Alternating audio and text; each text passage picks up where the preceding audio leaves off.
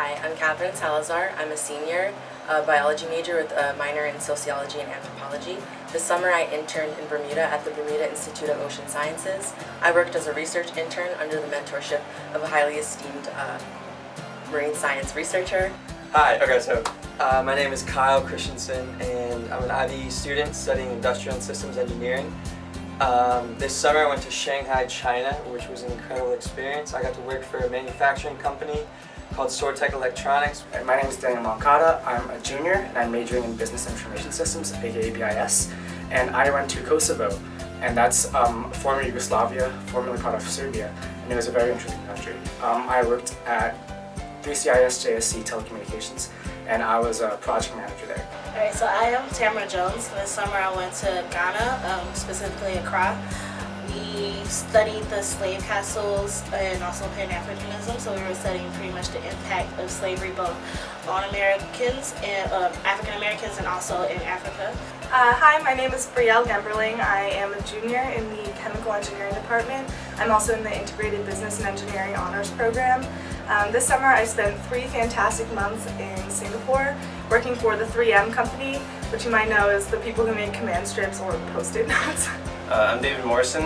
I'm a junior. I'm a civil engineer and international relations major. I interned in India last summer, and I worked for a group called Viva Group.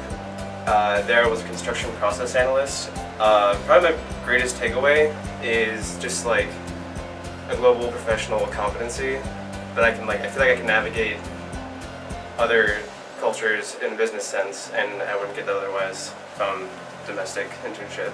The greatest takeaway definitely would be the professional experience I gained during the internship, getting to work with very knowledgeable people who know everything that there is to know about coral reef ecology, all that kind of stuff, and just how humbling it is to get to work with them, and how interactive and friendly and open to teach me and correct me and all that kinds of stuff. It was definitely very humbling and very knowledgeable. Aside from all the business that we did, my biggest takeaway had to be the shift in paradigm, the way that I was picked up out of my American culture, the way I'm used to living, and then placed into the Chinese workspace, and not only workspace but home environment too, because I got to live with 2 Chinese grandparents for the 2 months that I was away.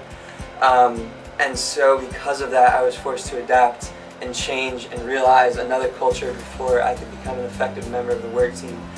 I think that the greatest takeaways I had from living in Kosovo for 8 weeks was not the culture shock or any cultural immersion, but me actually assimilating to the culture. So it's not really something I expected, but something that I learned that should have happened, because in my whole life I've been going from country to country, have an identity crisis, and going there really made me realize that and learned so much about myself that I don't think I could have done otherwise. And I feel like the Iacocca scholarship really allowed that part of experience and really showed me more about myself than I couldn't ever experience. The greatest takeaway for me was the personal thing, because as an African American who can trace their lineage back only to plantations and like that possibility that I could have come like through Ghana, it was kind of like searching for roots, but also being there in the presence, like understanding like how big of an impact African American culture has on Ghana. So like I came back feeling so much more American than I did when I went. I think the biggest takeaway from me was